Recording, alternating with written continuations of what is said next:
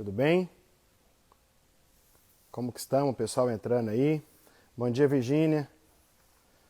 Que bom ver você aí. Estamos aqui para mais esse domingo, né? Passando um pouquinho de informações a todo mundo. Vamos hoje falar de um tema. E aí, Claudião? Vamos falar um pouquinho de um tema hoje que eu acho que é muito interessante, que todos nós precisamos começar a pensar. E acredito que tudo isso que a gente vem fazendo, na verdade, é justamente entender um pouquinho melhor isso. Vou chamar aqui o Rodriguinho. Vamos ver se ele vai entrar aqui. Fala, meu Fala aí, camarada. Dô. Bom dia. Tudo bem? Bom Tranquilo, dia. cara? E aí, como é que estão as coisas aí? Tudo tranquilo, tudo ótimo. Voltando ao normal aí já no Rio, então? Cara, tá bem melhor, hein? Já vamos botar aí É, os 80% pelo menos, tá. é, Isso tá ficando coisa boa. melhor. Que bom, que bom. Essa semana já atendeu melhor aí, então? Sim, semana foi bem boa, cara. Atendi até ontem, né? Até sábado, atendi a manhã toda. Que bom. Muito bom. Bom, gente, bom dia a todo mundo aí. Bom dia a todos que estão entrando aí agora. Para mais esse pequeno bate-papo que nós temos aqui. Estamos fazendo isso aí todo domingo, né? Não sabemos até quando, né, Rodrigo? Porque a partir da semana que vem nós vamos começar a dar os cursos novamente, né? E aí nós É, vamos ter que mudar esse horário, viu, pessoal? na verdade, eu pensei que a gente fosse falar isso no final, pra não É, desanimar. Mas tem o seguinte, a semana que vem nós dois estamos dando curso, né? E na outra semana eu tô fora. Que eu vou emendar, né? Na outra semana eu tô fora também. Então a gente vai ficar 2 semanas aí que a gente vai ter que mudar alguma coisa, mudar o horário, mudar o dia. é, Vamos ver como que nós vamos conseguir fazer. mas na terceira semana eu também tô fora. E vai emendar 3, então a gente vai ter que dar um jeito aí. Vamos ter que dar um Né? jeito de Vamos ter que encaixar em alguma coisa. inventar um jeito de fazer, de continuar. Mas Mas a gente, domingo de manhã acho que não vai dar. mas a gente se encaixa. Sim, E aí, meu Cris, é caro? presencial num novo modelo. É aquele presencial com poucos alunos, né? Eles assistiram online e vão fazer o presencial com um grupo pequeno. Já é o novo formato já. Bom, Rodriguinho, nós estamos aí para falar hoje, né, dessas patologias, quebrando os tabus das patologias, né, cara? É uma coisa que a gente fala sempre, né? Uhum. Acho que nós estamos hoje, eu nem sei, eu acho que não lembro quem que estava contando quantas lives a gente já fez, mas eu acredito que Já, deve estar numas 25, já tem mais ou isso menos tudo, isso. cara? Eu acho que já tem tudo isso, viu, cara? Então, eu sei que a gente tem feito, né, esse conteúdo aí para informar as pessoas, para fazer com que ocorra um pensamento diferente, né, uma forma diferente de se pensar e automaticamente para buscar, né, não adoecer tão fácil, né, ou buscar se conhecer melhor, ou para quando adoecer, de uma certa forma que tenha uma capacidade de enfrentar aquela doença de uma forma diferente, né, sair daquela rotina de simplesmente existe um remédio específico, uma cura milagrosa por uma pílula, né, ou como você Uhum. colocou essa semana, vamos, né, e o Dr. Vitor Sorrentino coloca isso também lá. Estamos aqui à espera de uma vacina para resolver o nosso problema, que na atual conjuntura é o tal Covid-19, né? Ou seja, é apenas um nome de mais um vírus, né, que pode nos atingir, né? Mas a gente tem que saber que você pode combater isso de uma forma bem diferente. Então essas 25 lives, sei lá, 20 e poucas lives que a gente já fez, acredito eu que é perfeitamente para ajudar essa situação, né? E nós precisamos começar a entender, então, que esse nome, Covid, ou qualquer outro nome de patologia, não é o que nós deveríamos pensar, né? Não existe um remédio para cada patologia, né? A pessoa vai lá, está desanimada, toma um comprimido. Aí começou a ter alteração do sono, tem outro comprimido. Aí começou a ter um tipo de dor de cabeça, outro comprimido. Uma alteração de hormônio, tem tal comprimido. Na realidade, não é bem assim, né? Então a gente tem que trabalhar um pouquinho melhor sobre essas patologias e conhecer um pouquinho mais o que o nosso corpo pode fazer para enfrentar isso de uma maneira diferente.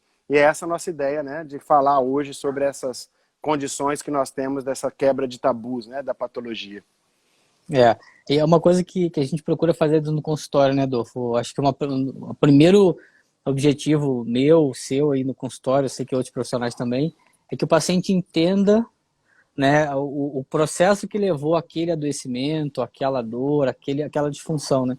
Porque senão fica aquela busca assim pela salvação, né? Eu tô muito ruim, tenho tudo isso, como eu coloquei naquele post lá que o Dr. Vitor Sorrentino colocou. O paciente chegou com N queixas, eram as 10 queixas, e aí quando ele propôs novo hábito alimentar, uma nova postura em relação às emoções, né, novos hábitos de vida, prática de exercício físico, a pessoa desistiu. Eu não sabia que eu tinha que fazer tudo isso, eu não gosto de fazer dieta, eu não gosto de atividade física. Enfim, é a tal da busca da solução imediata, da solução. Aí, obviamente, que a indústria farmacêutica se faz valer disso, né? Agora tem um novo medicamento para dor de cabeça, né? Alívio imediato, tem antiácido, por exemplo, né? Alívio imediato em 30 segundos. Aí bota um desenho lá bonitinho da proteção do estômago, enfim. As pessoas hoje buscam essa resolução dessa forma e esquecem realmente de que o próprio organismo tem essa capacidade de autorregulação. Então, normalmente, o que está acontecendo? O meu organismo não está conseguindo lidar com aquilo ali, e aí eu tenho lá as minhas manifestações, né? Muitos pacientes meus perguntam, Rodrigo, você não está com medo dessa situação toda que a gente está vivendo? Medo não. Óbvio que eu tenho precauções, eu tomo minhas medidas preventivas, mas eu não tenho medo pelo seguinte, eu busco cuidar do meu corpo de uma maneira que eu sei que ele tem capacidade de lidar com essas situações. Não só com esse agora, mas com qualquer outro, né? Então, o medo não é de ficar doente, o medo não é de pegar um vírus. O medo eu tenho vitalidade para me reerguer? Aí é que está a questão, né? Quando a gente fala, eu quero muito continuar fazendo tudo que eu faço, bebendo, fumando, não praticando atividade física, com pensamentos negativos e tudo mais. Quando sair a vacina, está tudo resolvido. E aí fica difícil, né?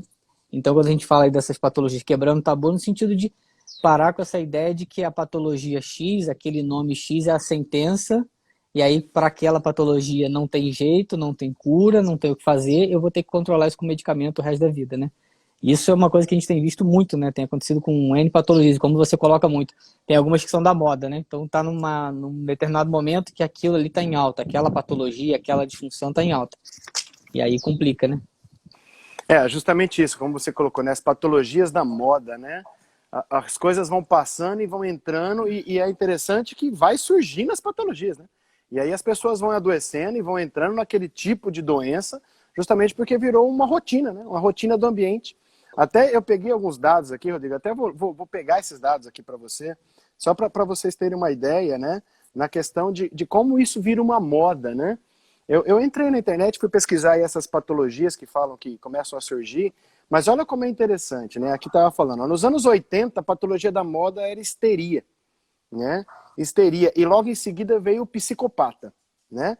Então, nos anos 80 foi feita uma pesquisa e verificado quantas vezes aparecia histeria e psicopata no jornal. E aí nos anos 80 era em torno de 4 vezes no ano se falava de histeria, nos anos 80.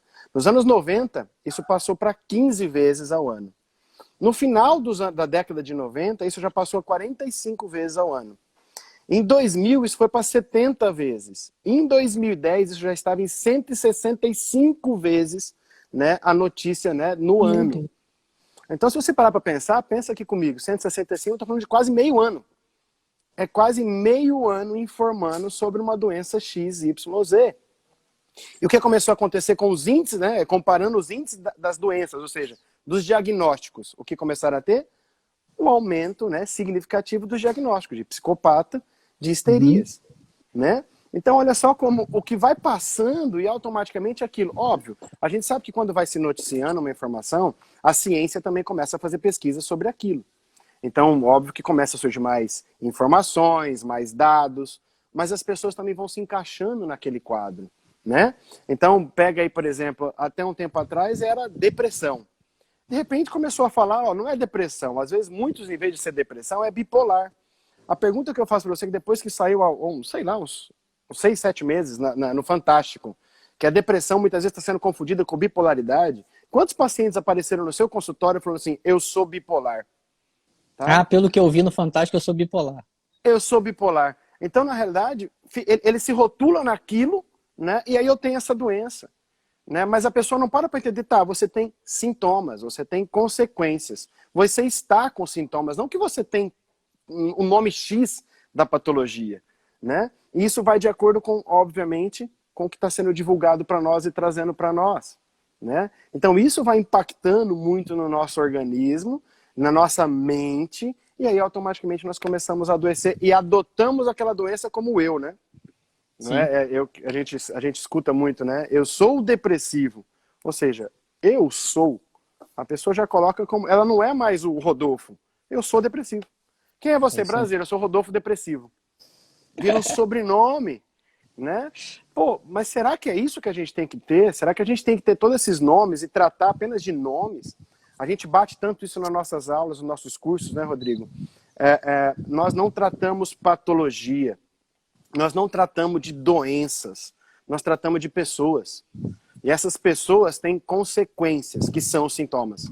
Mas a gente precisa ir atrás de onde está o fator causal disso. É o que a gente bateu em todas essas lives, né, cara? Isso aí. Eu acho que juntando todas as nossas lives, sempre tem esse fator aí. Qual é a origem disso? É na história familiar, é na primeira infância, não sei o que. De onde isso iniciou, né? A Lígia está colocando que tem até mês para patologia, né? Mês do suicídio, que é o mês de setembro e tal. É aquela velha história que a gente fala do outubro rosa, do novembro azul, setembro amarelo, enfim. Eu apoio totalmente a tentativa de se prevenir, mas não o medo que é criado com tudo isso, né? Então, em certas horas que eu sou um pouco até meio exagerado em relação a esses comentários desse mês azul, rosa, amarelo e tudo mais. Porque ninguém quer falar assim, ó, você precisa... Eu duvido que alguém coloque nessas redes nacionais aí de televisão que a população mundial precisa parar de consumir refrigerante. Ninguém coloca, né? Ninguém tem coragem de enfrentar a indústria de refrigerante. Mas a vacina é a salvação. Se você parar de tomar refrigerante, não vai ajudar em nada na sua vida, que tem 200 gramas de açúcar, né? Então é duro esse tipo de coisa. Então quando a gente fala dessas meios, azul, rosa, amarelo, é difícil, né? É o que você falou, o nome, né? A pessoa se rotula. Eu sou fibromialgico. Então eu incorporei aquilo ali. E aí, quem quiser falar, né? O Papa pode falar que você tem possibilidade de melhora, porque o cara já foi lá, buscou todas as informações e está escrito lá no Google, o médico falou que isso não tem jeito, isso não tem cura, você vai precisar conviver com a sua dor. Isso é duro, né, Adolfo? Quando fala assim, ó, você vai precisar conviver com a sua dor. A pessoa abandona todas as possibilidades. Bom, eu vou precisar conviver com a minha dor, então vamos lá, vou ficar com isso aqui. Então, qualquer situação que possa ser benéfica para ela não vai impactar tanto, porque ela já entendeu que ela vai precisar conviver com a dor. Então, ela vai acordar de manhã com dor, ela vai assim, eu tenho que conviver com essa dor. Eu não posso ir na praia, me divertir, porque eu tenho que conviver com essa dor. Então, ela assume aquilo para ela, assume aquele problema, né? E isso tira todas as possibilidades, ou a grande parte das possibilidades dela ter uma melhora, né? Eu falo muito em aula também, assim, qual que é o paciente precisa acreditar no nosso trabalho, na microfisioterapia, para ter um bom resultado? Eu falo que não. Mas quando o paciente não acredita no nosso trabalho, qual que é a questão? Ele não consegue observar os resultados. Né? Ele tem uma melhora, ele tem um alívio do sintoma, muda alguma coisa, mas ele não consegue perceber, porque ele já entendeu, né? Já incorporou que aquilo não tem jeito, que aquilo não tem solução, que aquela dor vai durar para sempre. E a hora que ele fica sem dor, ele não tem essa percepção de ele estar melhor. Ele vai falar para você assim, ó, eu melhorei 95%. Ah, mas aqueles 5% me incomodam demais. Então ele vai ficar preso naquela informação. Ele não consegue olhar para o outro, a maior parte que melhorou. Né? Então isso é muito duro, porque a hora que o paciente perde a própria esperança na resolução, ele atrapalha o desenvolvimento, né? Porque ele já definiu, está rotulado, como você falou, eu sou fibromialgico, eu sou depressivo, isso aqui não tem cura. Né? Eu falo muito assim, né, Adolfo? O diagnóstico, o que é um diagnóstico? É um conjunto de sinais e sintomas, certo? Então, chega-se a uma conclusão a partir desses sinais e sintomas. O que hoje as pessoas, quando têm, hoje, né, no momento atual, febre, uma dorzinha de cabeça e um pouco de cansaço. O que eu tenho? Covid. Então, a primeira coisa que as pessoas fazem hoje é isso. Então, você tomou um monte de vinho ontem. Aí você acordou com dor de cabeça e meio cansadão, meio de ressaca. Se você acordar assim, antigamente você fala, cara, tô de ressaca, eu tomei muito vinho ontem. Não, agora não. Acordou, tô com Covid. Aí vai fazer teste de Covid. Então, o que você colocou é o momento atual, é a moda dessa patologia. As pessoas entraram no medo e aí pegam informações desencontradas. E quantas patologias, né, Adolfo, que tem sinais e sintomas semelhantes? Quantas vezes confunde-se um diagnóstico X e Y porque são sinais e sintomas muito parecidos. E aí a pessoa passa ali alguns meses ou até anos com aquele diagnóstico X, no final das coisas, não era isso que eu tinha não, era tal coisa. E aí o que você falou, ou a gente olha para o sintoma e procura entender de onde aquilo veio, né? Então a gente fala muito, né? O nome. Tem paciente que chega no consultório com uma síndrome X que eu nunca ouvi falar. Primeira pergunta que eu faço, o que que você sente? Né? Qual é o sintoma para eu entender quem é que está sendo afetado, qual é o tecido, qual é o hormônio, qual é a glândula, e aí a gente vai começar a falar da tua síndrome.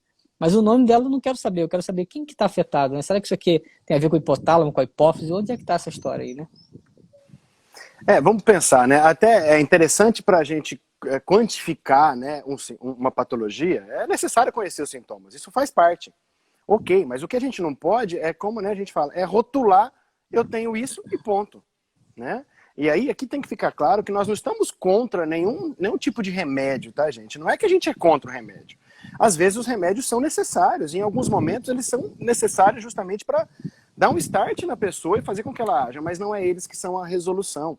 E as pessoas têm que sair desse modismo de achar que vai ter um remédio que você vai tomar, vai colocar embaixo da sua língua ou vai engolir ele e ele vai resolver todos os seus problemas. Quem dera se fosse assim, seria muito fácil. Mas é por isso que no caminho da minha clínica até a minha casa, eu passo na frente, que dá uns 4 quilômetros, eu passo na frente de umas 6 farmácias. Que tá uma a cada esquina, eu tenho uma farmácia. Óbvio, todo mundo está pensando no remédio. Né? E aí tem lá, até tem um dado, né, do paracetamol, que é um remédio, não faz nada, é inofensivo. Mas o paracetamol é do maior índice de câncer de fígado e de problemas hepáticos. Correto? A pesquisa está aí, mas toma aí, tá com febrinha, 37,5, toma. Deu uma dorzinha de cabeça, toma. Correto? Pô, peraí, gente. Vamos entender o porquê que vocês estão tendo a dor de cabeça, vamos entender o porquê que está dando a febre. Busca conhecer isso, busca trabalhar com essa informação. Né? São dados que estão aí e que não somos nós que estamos falando. E volto a repetir, não é que a gente está contra, né, a forma com que está passando o remédio, mas na verdade é a integração de tudo isso. Né? É empregado de qualquer forma. A gente sempre fala, se você chegar em qualquer lugar, eu tô com uma dor aqui, tô meio desanimado, pronto, fibromialgia, tá resolvido o problema. Toma esse analgésico aqui, esse anti-inflamatório, né? Toma esse ansiolítico aqui que resolve o seu problema. Bom, peraí, será que é essa a solução? Mas em algum momento alguém perguntou a história dessas pessoas? Né? É como eu falei lá, uma pessoa que eu estava atendendo, que tem um quadro depressivo e não consegue se misturar com as pessoas. E ela toma remédio há 15 anos. Só que eu estou falando de uma pessoa de 23 anos. Correto? Ela toma remédio para depressão desde os 8 anos de idade. Tá brincando? E aí, como é que faz? Uma pessoa que está dessa forma. Agora, alguém, na anamnese, quando eu questionei, me conta, como foi a sua gestação? Como foi o seu parto? Como foi a sua amamentação? Bom, aí tem todo aquele histórico de um conflito gigantesco com a mãe não queria ter o filho, tentou abortar, não abortou, nascimento de parto cesárea é inesperado, porque teve uma ruptura de bolsa, não conseguiu ter amamentação, a mãe tem problemas totalmente histéricos. E aí, na realidade, a criança está carregando esse problema. A criança não, né? Hoje um adulto está vivendo tudo isso, mas nunca parou a trabalhar sobre isso. E ela faz terapia há 15 anos também, tá? Então, e aí? Só fazer a terapia? Será que não tem outros recursos, gente? Quantos recursos? E não estamos falando que é nós que vamos resolver esse problema. Mas é uma forma de abordar que nós precisamos diferente. Nós necessitamos conhecer as pessoas diferentes. E óbvio, gente, não somos só nós que vamos resolver o problema de todo mundo, tá? Porque isso depende de cada indivíduo. Cada indivíduo tem que ter a sua contribuição, a sua ação. Então, a gente sabe que não é... Não gosto de falar a palavra difícil, né, Rodrigo? A gente nunca fala difícil, né? É trabalhoso. É trabalhoso mudar, mas nós precisamos começar a fazer de alguma forma. Aceitar simplesmente que eu tô com dor e que isso é um problema e que eu preciso arranjar uma solução que vai ser uma pílulazinha milagrosa que eu vou tomar e que vai resolver os meus problemas, isso é mentira, isso não tem em nenhum lugar. Vocês não vão encontrar isso em nenhum lugar. Tá? E óbvio que os laboratórios de farmácia bioquímica estão aí cada vez mais contribuindo com um novo remédio, com um novo medicamento, e eles vão lá e divulgam isso e distribuem a amostra grátis para o mundo inteiro. Os caras só abrir a gaveta e socar esses remédios em todo mundo, comprem isso, correto, que vai resolver o seu problema. Será que eu não tenho que pensar um pouquinho diferente sobre isso?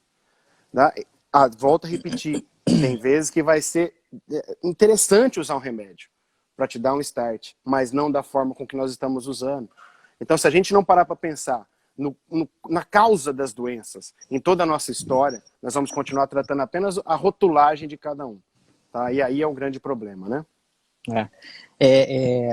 Isso que você falou da medicação, né? É o que a gente fala muito, né, Adolfo? Eu estava aqui ontem com um casal de amigos, jantando aqui em casa ontem, e a esposa desse... É meu primo, na verdade, que veio.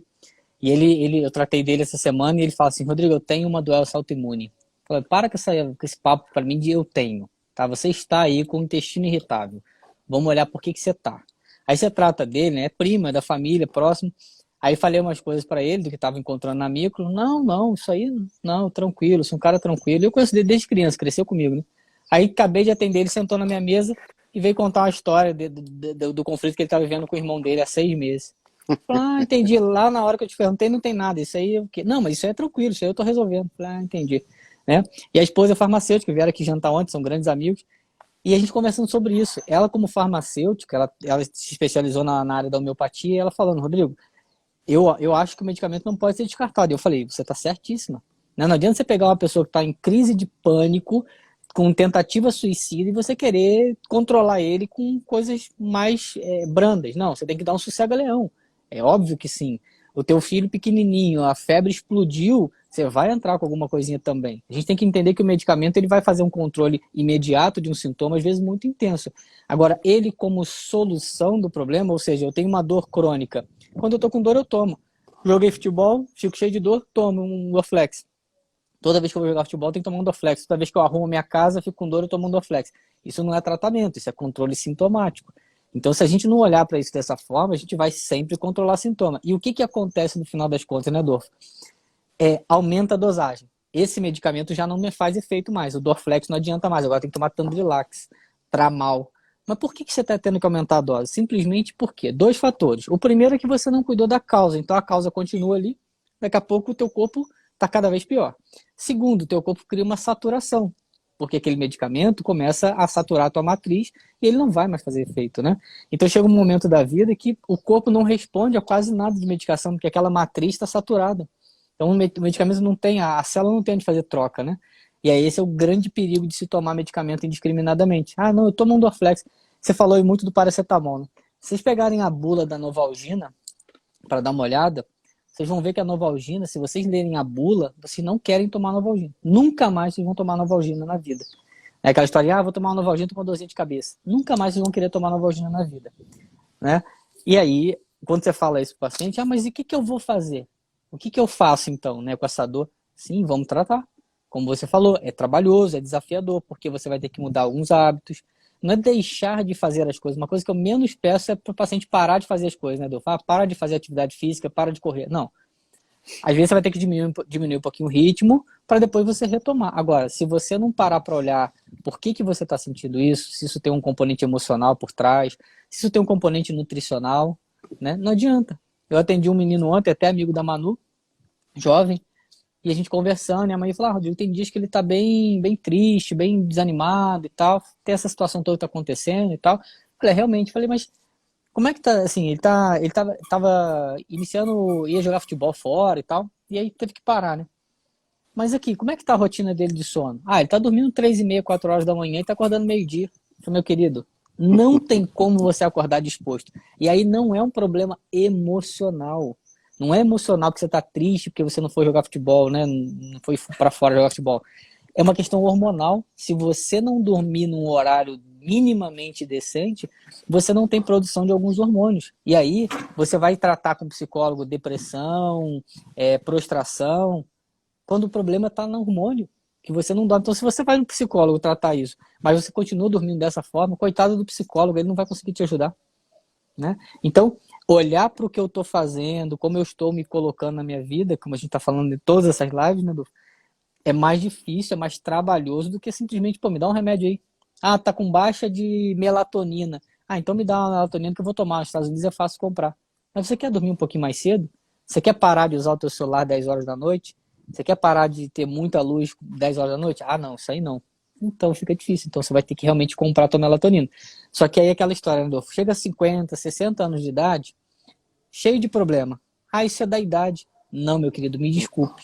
E aí vamos citar de novo o Dr. Vitor Sorrentino. Ele tem um livro que ele está fazendo, quer viver até os 150 anos, olhe os seus hábitos de vida, né? Não é porque eu tenho 60 anos que eu tenho que ter dor, diabetes, tal. Não. A gente chega aos 60, 70 anos tendo um monte de coisas porque ao longo do tempo a gente foi largando de lado. Quando você tem 16 anos de idade, se você não dormir bem, não faz muita diferença. Você acorda cansado. Agora, esse tempo que você perdeu de sono, ele não tem recuperação, ele ficou perdido. Né? Quando você chega lá na frente, o teu corpo não tem vitalidade para se autorregular, para retomar a capacidade. E aí você bota a culpa na idade, né? Quantos pacientes a gente tem com 70 anos, 80, que são mais antigos, com outros hábitos, muito bem, obrigado, faz atividade física. Aí tem uns de 30 que parece que tem 120, né? Então é isso que você falou. Toda essa construção da história, que pessoas que procuraram entender a história, né? Você deve ter no consultório também, eu observo muito isso na micro, Dolfo. Pacientes que têm o hábito de usar alopatia, sempre usaram alopatia, né? Quando você faz a micro, a resposta é um pouco demorada, porque o corpo não está acostumado a fazer a autorregulação. Então é aquele corpo que foi acostumado a ser controlado de fora para dentro. Aí você faz a micro, o corpo demora a responder um pouco. E os pacientes que vêm, que fazem homeopatia há muito tempo, é um corpo acostumado a se autorregular. Você faz a micro, o corpo responde muito bem. Normalmente essas pessoas têm uma percepção sutil muito apurada, porque o corpo está acostumado com esse processo de autorregulação. Esse casal mesmo que veio aqui ontem, tem uma filhinha de 3 meses, né? De 7 meses, e aí ele estava me perguntando, o que você acha de fazer homeopatia de uma vez com ela? Eu falei, eu acho fantástico, acho que você tem que fazer isso. Mas ela não sente nada, você acha que funciona de forma preventiva? Sim. Você vai fortalecer terreno biológico, então comece a cuidar da sua filha assim.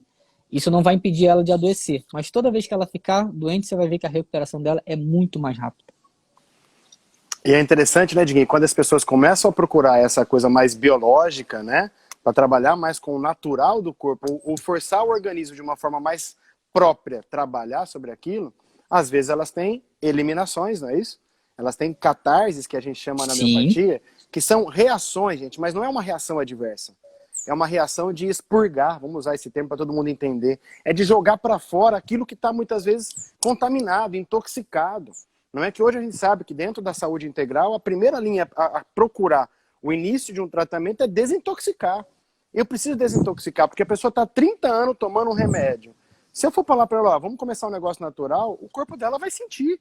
Ao primeiro instante eu tenho que desintoxicar. E isso que você colocou da idade é fundamental. As pessoas chegam lá que você tem, eu tô com dor da idade. Gente, não é dor da idade, é dor da história. Tá? Entre a história de um menino de 10 anos e a história de um avô de 80, gente, nós estamos falando de muita história. Muitas situações que automaticamente, naquele de 80 anos, vão ter e que vão gerar muitas vezes consequências. E que automaticamente vai levar a sintomas. Tá? Não quer dizer que quem tem mais idade tem que ter mais dor ou mais doença. Não. É porque ali a gente já está... vamos, simples, né? Um carro de 5 quilômetros e um carro de 150 mil quilômetros. É óbvio que o de 150 mil vai ter mais chance de ter problema. Ele foi desgastado, você acelerou muito, você colocou gasolina ruim, você, em vez de colocar gasolina, você colocou álcool que estava batizado. Ou seja, você tem informações nessa história que vão levar a esse contexto. Né? Aí eu vou colocar aqui, ó, as predisposições de doenças pela Universidade de Stanford. Olha só o que eles colocaram. 15% é genética. Estilo de vida, 20%. Meio ambiente, 60%. E 5% vem pela assistência médica. Gente, deixa eu colocar uma coisa aqui bem clara. Quando a gente fala assistência médica, eu não estou falando apenas de médico, tá, gente? Eu estou falando de fisioterapia, eu estou falando de nutrição, eu estou falando de terapia, tudo que envolve a saúde, tá? Não é apenas médico. Na realidade, toda assistência médica, 5% é o que nos predispõe a ter doença. Então, será que às vezes essas medicações que, como o Rodrigo colocou, a gente vai tomando aleatoriamente, toma aqui um paracetamol, uma Novalgina, né? Toma um Dorflex, toma um Miozan, porque eu tô com dor muscular, eu tenho que tirar a tensão. Gente, vai entender o porquê que você está tendo essa tensão. Não que você está lá morrendo de dor, tudo bem, tome, eu não estou aguentando dormir por causa disso. Legal, mas vai procurar saber o porquê. Vai procurar saber por que você tem esse sintoma. É corrigir essa informação. Então a gente tem que pensar sobre isso. E aí, né, Diguinho, vamos pensar no que a gente sabe hoje, que eu acho que é o que a gente encontra muito no nosso consultório. Quantas pessoas estão chegando para você, chega lá e fala assim, eu sou intolerante à lactose.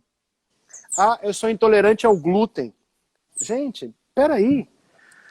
Aqui, né, na verdade, eu tenho um dado aqui, que na verdade a lactose começou a ser falada a partir de 99, que começou a falar alguma coisinha que a lactose faria mal. Mas até 99, quantos anos tempo atrás que as pessoas tomavam leite da vaca na teta da vaca? E não tinham todos esses problemas que nós temos, tá? E aí, óbvio, a gente sabe que na pesquisa, que de acordo com a nossa intoxicação, com nossos maus hábitos emocionais, alimentares e até mesmo medicamentosos, que de uma certa forma são tóxicos, isso vai interferir na função do seu intestino, que pode, por sua vez, fazer o intestino ficar impermeável. Permeável. Mais permeável. Mais permeável. E aí, automaticamente, ele vai começar a absorver informações que não deveria passar pelo intestino naquela barreira, né? E ali, óbvio, que eu posso começar a ter intolerâncias, alergias, porque o corpo começa a receber agressores e força o sistema imunológico a trabalhar sobre aqueles agressores. E aquilo leva o aumento das ites, né, os aumentos das alergias, lesões de pele e assim por diante. Agora, será que é só a lactose? Será que o contexto do que você viveu, que influencia diretamente a ação do seu intestino, né, automaticamente não vai dar um problema para o intestino? A pessoa tem 50 anos, ela tomou leite até os 49 e com 50 anos ela foi descoberta como intolerância à lactose, porque ela começou a ter disenterias, dores de cabeça. E a hora que eu comia um queijo lá, ou que eu tomava um leite, me dava dor de cabeça. Será que é o leite? Será que toda a história que ela carrega por trás não tem influência? Não, mas hoje você vai na farmácia, tem uma gôndola inteira de lactase. Então uma enzima lá e resolve o seu problema. Você vai no mercado, você tem né, metade do mercado, produtos sem lactose. Correto? Legal, toma isso que vai resolver o seu problema. Gente, eu abri um leque comercial fantástico. Perfeito. Agora, vamos entender o porquê que o seu intestino começou a ter essa alteração da permeabilidade? Vamos entender o porquê que o seu corpo está nesse estilo de vida agora que está modificado, que está levando você a ter essa patologia, né? Então, será que a gente tem que pensar apenas no nome da doença? Não que a doença não é importante, volto a repetir, né? Desculpe aí os alérgicos que de uma certa forma dão esse diagnóstico, mas vamos entender melhor o porquê que essas pessoas estão tendo isso. Qual é a história de vida delas, que ela carrega lá da vida fetal, da infância, da adolescência, da vida antes da sua concepção, pré-concepcional, da história de família, não da história se na família tem alguém que tem problema de disenteria, dor de cabeça. Não. Vamos entender qual é a história de vida, né? Uhum. É interessante que as pessoas falam, né? Eu tenho dor de cabeça, mas é por causa do meu fígado. Então, quando eu como um negocinho, mas aí que você vai lá e faz o quê? Toma uma Neosaldina. Sim. E continua comendo. Velho. Rapaz, eu tô dando mais uma situação de intoxicação pro fígado que automaticamente vai ficar pior ainda. Então, será que a dor de cabeça é pelo fígado, gente? Vamos pensar um pouquinho mais aprofundado sobre isso. Né? É isso que está faltando dentro dessa busca da patologia. Quebrar essa desmistificação, né, de ter um nome e resolver o problema. Tem o nome, né, vamos usar o nome depressão, toma o antidepressivo. Pronto, resolveu. Peraí, pelo amor de Deus. Medicina dos contrários, né? Justo. Dolfo, repete aí, por favor, esses dados aí que você falou da porcentagem. O Juliano pediu e eu quero reforçar isso para o pessoal também. Genética, 15%. Estilo de vida, 20%. Meio ambiente, 60%. E assistência médica geral, 5%. Pessoal, ambiente, 60%. Foi o que nós falamos na live na semana passada. Né? O quanto o ambiente que nós estamos inseridos tem uma influência em tudo isso. Né? Esse casal que estava aqui ontem, a gente estava comentando sobre isso, que eles vieram aqui com um bebê de 7 meses, eu estava com o Rafa aqui. A gente sentou numa mesa, tomando um vinho, conversando, o Rafa sentado na mesa jantando, o bebê deles deitado no sofá, já começando a dormir. Aí eles falaram assim, nossa, o Rafa é uma criança tão tranquila, né? Sentado aqui com a gente, rindo, brincando, sentou ali para brincar com a bebê. Que legal isso, né? Eu falei, olha, isso eu vou dizer para vocês que isso tem muito a ver com o nosso ambiente. O ambiente da nossa casa.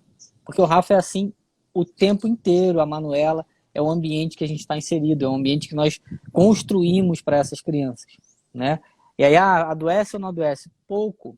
É legal que algumas pessoas da família da Flávia falam assim, nossa, o Rafa é uma criança muito feliz, tá sempre rindo. Sim, tudo tem a ver com esse ambiente que foi criado, né? Então, esse dado é muito legal que você colocou, Dolfo, desses 60% aí do ambiente que vão interferir diretamente, impactar na nossa saúde. E aí, assim, é mais fácil tomar um medicamento? Óbvio que é mais fácil tomar um medicamento do que mexer com toda uma estrutura de valores, de crenças, e tudo mais. Claro que é muito mais fácil, mas a médio e longo prazo não é eficiente. Mexer no nosso ambiente, nos nossos valores, nas nossas crenças, no nosso modelo, na nossa alimentação, é mais trabalhoso nesse primeiro momento, mas é muito eficiente a longo prazo. Só que nós fomos acostumados aqui a curto prazo. Eu falo muito com a Manuela assim, se eu te oferecer R$ 100 agora, você pega, ou eu posso te dar 150 no final do ano. O que você quer? Ela fala assim, me dá os R$ 100 logo. Então nós fomos acostumados a pensar a curto prazo, né? Aí chega no final do ano, que passa rápido, né? Putz, meu pai poderia agora estar me dando 150, eu teria 50% de lucro em 4 meses. Me dei mal. Então a gente foi acostumado a pensar no curto prazo, ou seja, estou com dor agora, vou tomar remédio para agora. Ah, mas e amanhã? Ah, o amanhã ninguém sabe, não é assim que as pessoas falam? O amanhã ninguém sabe, a vida é uma só, vamos curtir. Ok, aí você chega com 60, 70 anos cheio de dor, não consegue aproveitar nada da sua vida, aí, quando eu estou naquela cama, eu estava lá na cama do hospital, repensei minha vida, eu queria ter tempo para voltar atrás. Meu querido, eu tenho certeza que você teve oportunidade, né? Mas a gente não pensa no longo prazo. E você deu um exemplo de novo, né? A gente gosta muito de dar exemplo de carro, né, Adolfo?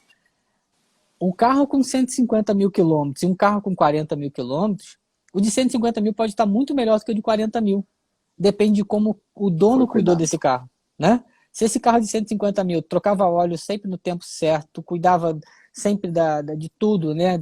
As revisões eram feitas e tudo mais, ele vai chegar muito bem a 150 mil. E um de 40 mil que nunca trocou óleo e só botava gasolina, pode chegar aos 40 mil já cacarecado. A mesma coisa é o nosso corpo. E nós temos uma grande vantagem em relação ao carro, né, Dor? Porque o nosso corpo faz autorregulação. E eu acho que é isso que a gente acaba deixando um pouco de lado o nosso corpo, né? Já que ele se vira sozinho, vou deixando. Chega uma hora que essa capacidade de autorregulação começa a ficar fragilizada. Nós já fizemos uma live sobre isso, na Mico a gente fala muito sobre o mecanismo de negantropia e de entropia, né? A entropia é o funcionamento e a negantropia é a regeneração. Essa regeneração, ela começa a ficar fragilizada conforme a gente vai tendo aí hábitos de vida muito, muito ruins, né? E aí você chega uma hora que você não tem mais essa capacidade de negantropia, de recuperação, que acontece inclusive à noite, né? A Fabiola está falando aí do imediatismo das pessoas, você falou da lactase, né? Eu não vou deixar de tomar leite, de comer queijo, eu tomo uma lactase. Resolve o problema. Como é que é a propaganda do tal do Lac Day? Tudo lindo, maravilhoso, aquele café da manhã, sol, não é? Aquela moça bonita que, eu adoro. Aí bota uma artista, que eu não lembro quem é que está fazendo a propaganda, uma artista. Não, mas eu não preciso mais deixar de comer leite e queijo. Eu posso tomar um Lac Day. Ou seja, eu não vou olhar para nada do que está acontecendo na minha vida. Eu tomo um Lac Day e acabou. Eu não preciso olhar para a minha história, para os meus hábitos, para os meus valores, para as minhas crenças. Tomo um Lac Day, meu prazer imediato está resolvido, está tudo certo. Então, realmente, é até um pouco duro a gente falar certas coisas, né, Adolfo? Mas não dá mais para a gente continuar nesse mesmo modelo. Eu brinco que esse meu amigo que foi lá se tratar comigo, ele falou, Rodrigo, eu só acredito nisso que você está falando, porque você é da minha família, a gente se conhece há muitos anos e tal. E ele até falou assim, eu vejo outras coisas na internet, eu acho interessante. Mas se fosse outra pessoa me falando, eu não acreditaria. Aí eu falei assim, cara, olha só, vou te falar uma coisa. Eu não quero que você acredite na microfisioterapia. Mas eu quero que você acredite num novo modelo de olhar para a tua saúde. Porque você não tem saída. Não dá mais para você olhar para a tua saúde desse jeito que você está olhando. Que eu tenho uma doença autoimune, eu vou viver de corticóide. Falei, não dá. Então não acredita no Rodrigo, não acredita na microfisioterapia, não. Acredita num novo modelo de olhar para a tua saúde. É isso que você tem que acreditar.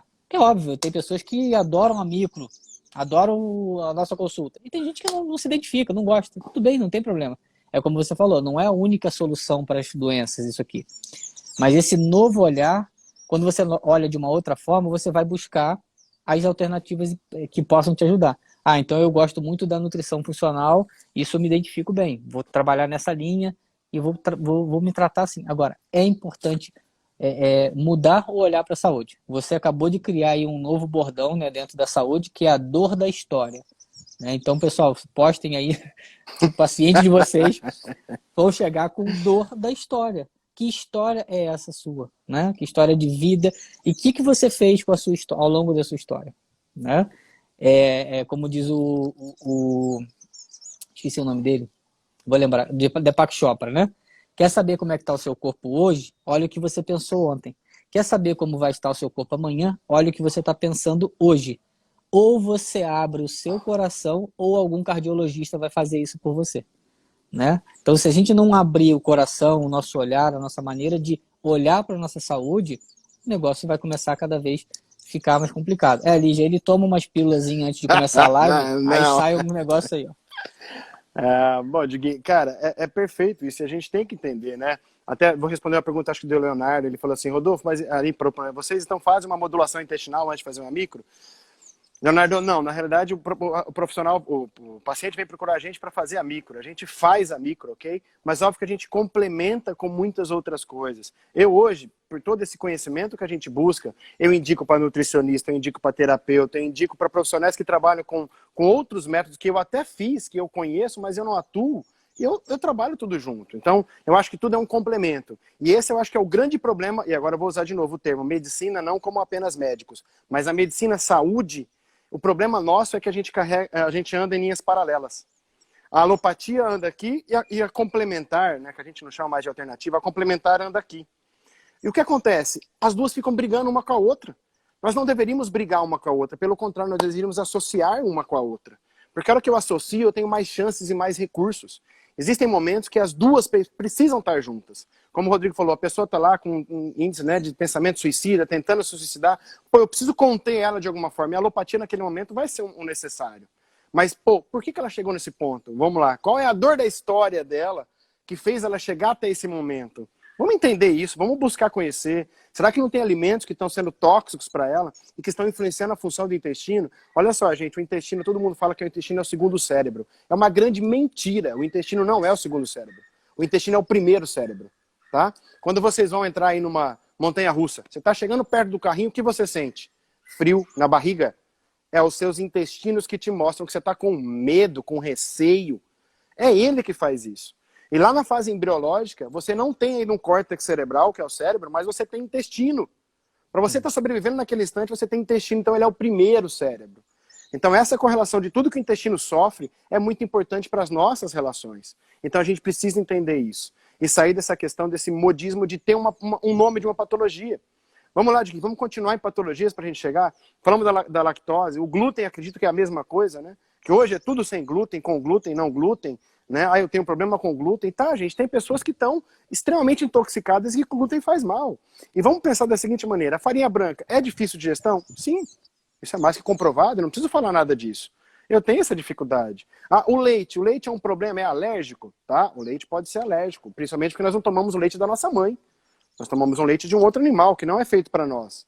Mas por quanto tempo, se a gente pensar lá na pré-história, né, que possivelmente lá atrás os caras já começaram a tirar o leite dos animais para tomar e falar, pô, isso aqui me dá energia.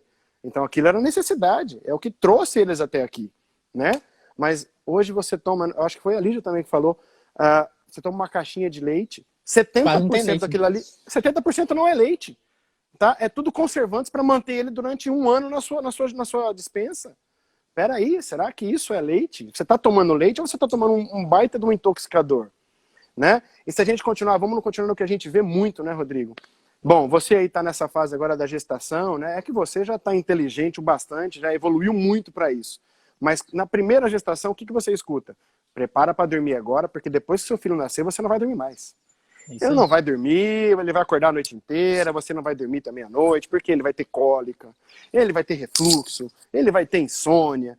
Pô, peraí. E aí o que eu escuto muito, fico louco da vida. O bebê tá com refluxo, e aí eu escutei que ele até os 3 meses vai ter refluxo, porque ainda está em formação o intestino.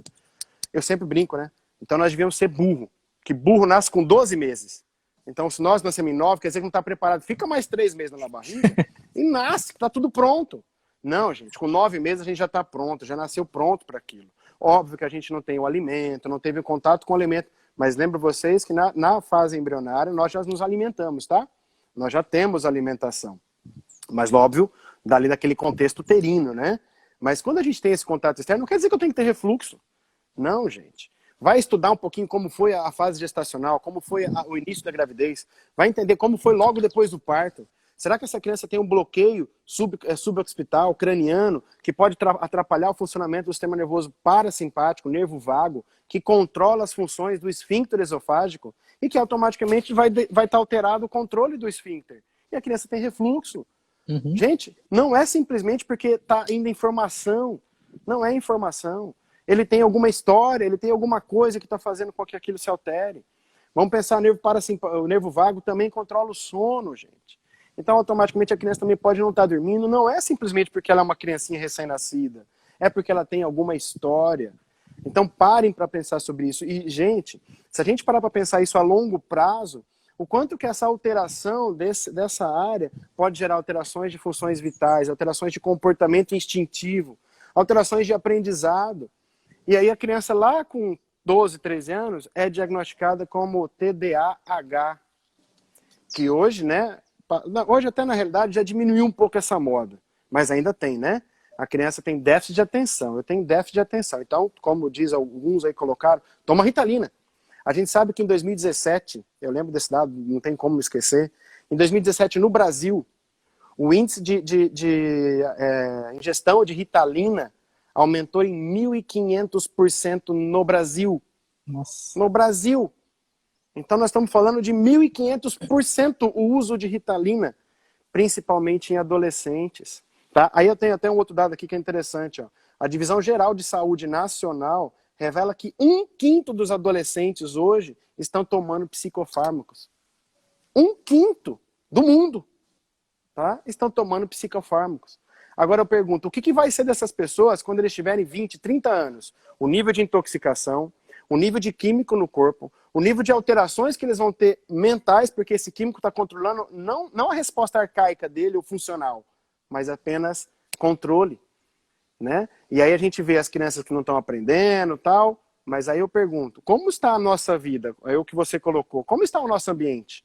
Como está hoje os ambientes de pais? Que casam pensando em quando vão se separar.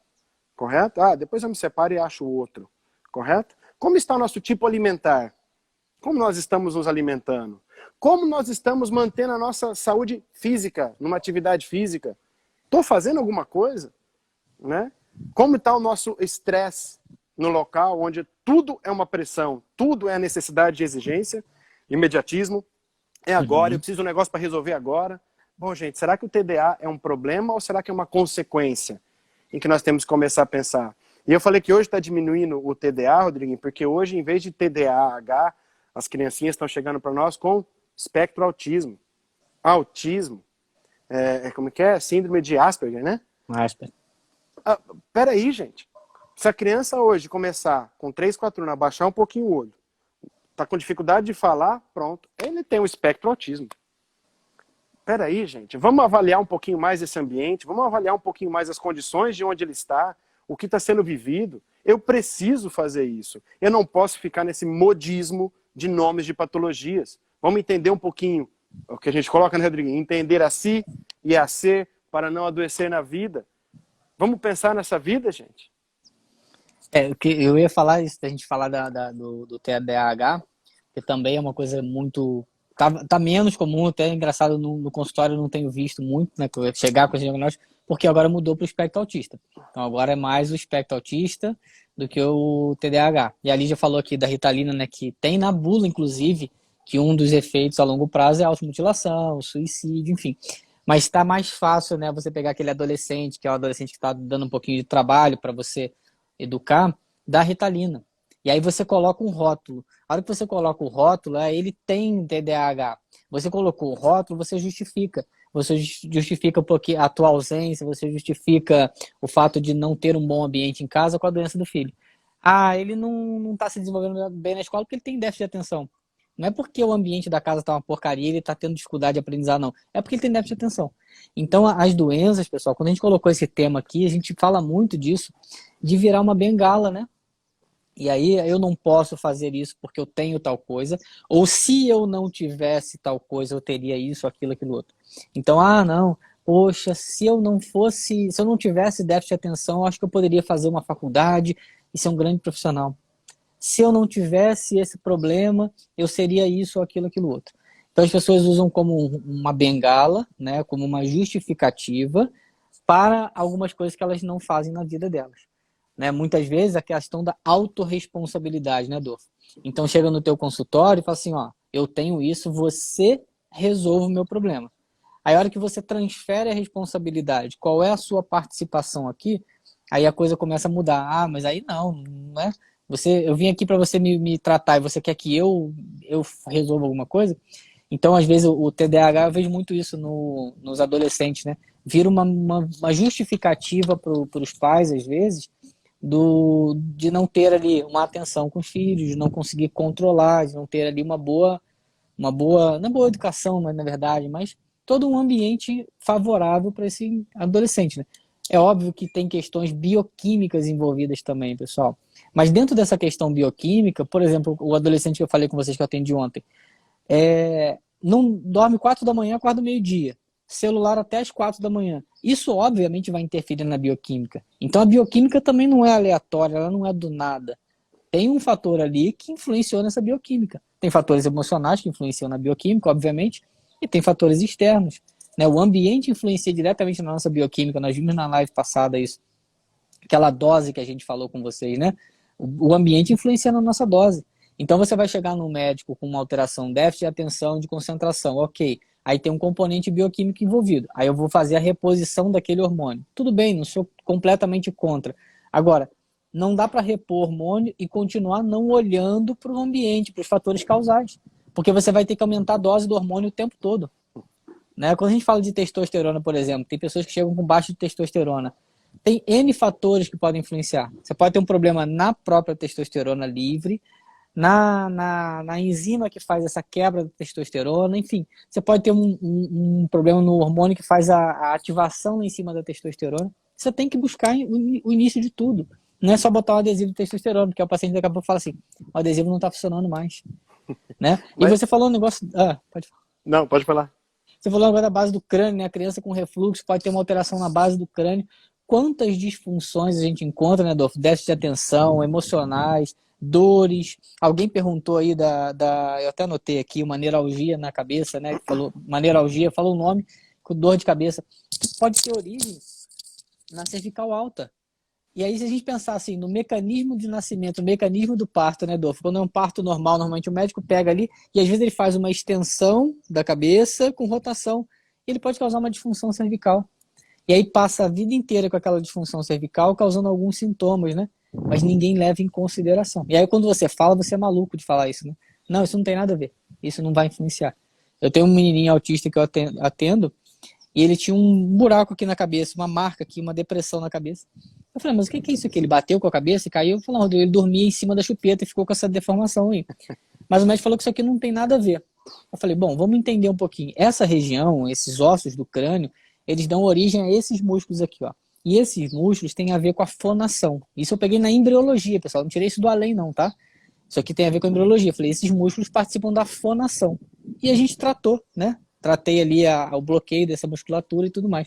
Esse menino teve um ótimo desenvolvimento na fala, que a fonoaudióloga me ligou, inclusive. E aí os pais falaram assim, mas o médico falou que não tinha nada a ver. Sim, às vezes não é entendimento do médico. Mas se a gente não olhar de uma forma mais ampla, a gente vai sempre bater ali no sintoma e acabou. O que você falou da questão da testosterona, às vezes a pessoa está repondo testosterona, mas ela está tomando os remédios, as vastatina da vida, para baixar o colesterol. E a gente sabe que hoje os nossos estrogênios são produzidos a partir do colesterol. Então o quê? A pessoa está tomando testosterona, mas ela está baixando os seus níveis de colesterol. Ou seja, ela está atrapalhando o funcionamento. Gente, a interação, a gente precisa saber disso. Nós precisamos conhecer um todo. Não dá para trabalhar em partes, né? E, Rodrigo, olha só, lembra? Na minha época, lá na escola, eu com 8, 10 anos, você estava lá no mundo do além. Você tirava nota ruim. Qual que era o remédio? Chegava em casa, tomava um pé de orelha, senta, estuda. Ou os professores, né, velho? Acorda, meu velho, vamos, você tem que fazer isso e aquilo. Não, mas ele não consegue parar quieto. Bom, põe ele para capinar o jardim lá, para ele queimar aquela energia, ele volta aqui e vai prestar atenção. Não. Hoje, toma uma pílulazinha que o menino fica um robô. Fechadinho, tô concentrando no negócio. Né? E aí temos um dado daquele Dr. Mário Martinez, que teve no Brasil há uns 2 anos atrás, né? E ele falava, déficit de atenção, hiperatividade, apenas, isso não sou eu que estou falando, 2% necessitariam tomar remédios, correto? Os outros 98% precisariam melhorar o nível de curiosidade do que eles estão tendo. Se a gente conseguir mostrar para uma criança que ele necessita daquilo por algum motivo, ele vai prestar atenção. A criança é hiperativa, mas a hora que você dá o videogame para ela ali, que ela joga o joguinho de carrinho, tal, ela fica ali 1 hora sem olhar pro nada. Ela se concentra. Ela para. Mas peraí, então o joguinho é curioso para ela, é interessante. Correto? E agora, ir lá, escutar a matéria. Por que eu tenho que aprender matemática, história, geografia? Pô, gente, vamos procurar uma curiosidade para eles e indicar isso para eles. É interessante, a gente precisa disso. Né? Antigamente a gente tomava dessas porradas, né? Você não aprendeu, meu velho? Corre atrás, estuda, fica mais para aprender, modifica, né? Mas hoje nós conhecemos o quanto que o ambiente influencia, né, Rodrigo? Então esse ambiente influenciando tudo isso, a gente tem que conhecer, a gente tem que saber dessa informação. Isso é extremamente importante. Eu vou colocar aqui, que eu sei que daqui 5 minutos nós terminamos, mas eu acho que ainda ele vai conseguir falar algumas coisas. A gente citou hoje muito, né, o Dr. Vitor Sorrentino, que eu acho que é uma pessoa que quem não segue deveria seguir, porque é um cara que tem batido de frente com essa linha convencional e automaticamente ele segue criando algumas coisas e tudo embasado em ciência, não é à toa. E ele coloca aqui 4 pilares para a gente se manter em saúde. O primeiro pilar seria a saúde emocional ou estresse. É como administrar o nosso estresse. Então nós precisamos entender. Né? E aí aquilo que a gente fala, né, Rodrigo? Na embriologia, para a gente iniciar a nossa vida física, de construção física, nós viemos de uma emoção, de um sentimento. Para ocorrer o encontro de espermatozoide e óvulo, eu tive um sentimento. Então a primeira coisa que eu tenho que cuidar é administrar o meu estresse, administrar a minha saúde. O segundo ponto que ele coloca é fazer exercícios. Ou seja, manter uma atividade do corpo físico. Eu preciso disso. O terceiro ponto é conhecer e entender a nutrologia, né? Ou a nutrigenética, que é conhecer todos os nossos alimentos, o que comemos, como comemos, o porquê comemos e o que isso influencia no seu corpo. E a quarta seria administrar o equilíbrio hormonal, que é isso que você acabou de falar. O impacto do nosso estilo de vida vai influenciar todos os nossos químicos, gente.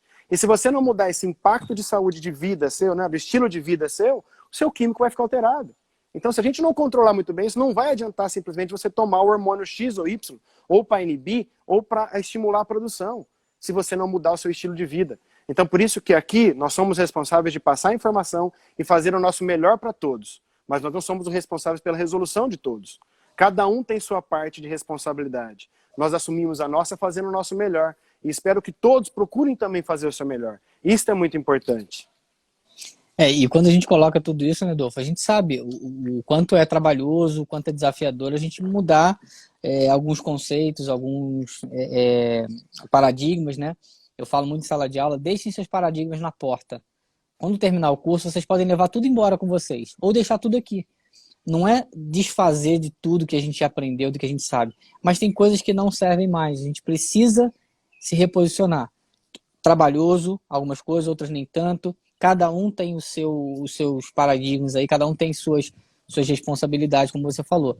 Então a gente procura passar o máximo de informações possível para que vocês possam aí usar esses elementos e fazer essas modificações. Como você falou, o Vitor Sorrentino, ele tem uma repercussão muito grande, né? Ele tem um número de seguidores muito grande, e ele botou a cara a tapa, pessoal. Quantos a gente vê aí que tem influência na internet realmente e não bota a cara a tapa, sabe? Ele faz um papel de buscar realmente ajudar os outros. A gente tem aí tal dos influenciadores, né? Com 5 milhões de seguidores. Que influência que eles fazem em relação... Né? É piada, né? Então, ser chamado de influência. O que você é? Influência. Ah, legal. Bacana. Qual é a influência que você realmente faz na vida das pessoas? É o meu tipo de cabelo, né? A minha roupa, a minha maquiagem. Pô, né, velho? Qual é o impacto que você tem na vida das pessoas? Por exemplo, o Rodolfo é influenciador. Ó. O pessoal tá usando esse negócio da barba branca. Passa a pasta de dente aqui pra ficar igual a ele. É piada, né? Pessoal, só uma coisa. A gente tá terminando aqui, né, Rodolfo? Depois você dá suas considerações aí. Semana que vem, domingo, nós estaremos dando aula, eu e o Rodolfo, cada um num lugar. Então, talvez domingo a gente... Talvez não, domingo a gente não vai conseguir. A gente vai ver como nós vamos fazer na semana que vem e na outra também nós estaremos dando aula, tá? Nós vamos buscar aí uma alternativa para falar com vocês mais um pouco na semana que vem. Perfeito. Aí alguém perguntou da tarefa de casa, que a gente não viu até, gente. Coloquem lá as plantinhas, não sei quem fez as plantinhas, ódio, amor. Quem não fez, faça aí, postem pra gente ver o que aconteceu. Mas a tarefa de casa, gente, a gente pensa não se rotulem as patologias. Então eu vou deixar aquela frase que a gente conhece. Entender a si e a ser para não adoecer na vida. Façam isso é a capacidade. Diguinho, 10 segundos. Obrigado, bom domingo aí, viu, cara? Valeu, Beijão cara, pra um família, abraço. tá? Um Fiquem abraço, com cara. Boa Deus. Um semana. abraço, pessoal.